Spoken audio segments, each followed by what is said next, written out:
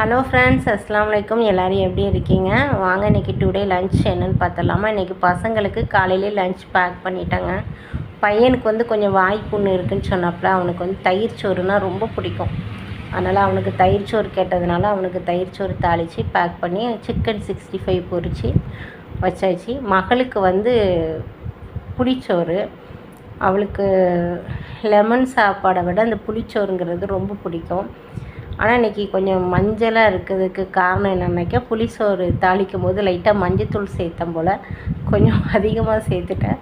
அதனால் பார்க்கும்போது lemon rice மாதிரியே இருக்கும். பட் ஆனால் இது வந்து புளிச்சோறு தாங்க.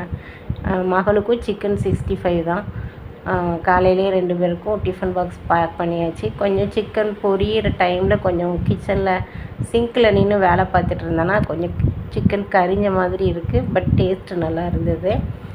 காலையில் மக்ரூனி சாப்பிட்டோமா, சிக்கன் சும்மாவே இருந்த சிக்கனை சாப்பிட்டுட்டு போயாச்சு 2 பேரும். அதனால் எனக்கு மதியானம் லஞ்சுக்கு என்னென்னு பார்த்தீங்கன்னா, வெங்காயம் பச்சை மிளகா போட்டு ஒரு முட்டை ஆம்லேட் போட்டுக்கிட்டேன். லைட்டாக பொட்டுக்கடலே நம்ம பொடி பண்ணி இதோட சேர்த்துக்கிடும்போது நம்மளுக்கு கொஞ்சம் முட்டை கொஞ்சம் பெருசாக தெரிகிற மாதிரி இருக்கும். ஆனால் ஒரு முட்டை தான் ஆம்லேட்டு, ஆனால் பெருசாக தெரிகிற மாதிரி இருக்கு இல்லையா. அப்புறம் சாப்பாடு நல்லா ஆறி போச்சு காலையில் செஞ்சதுனால.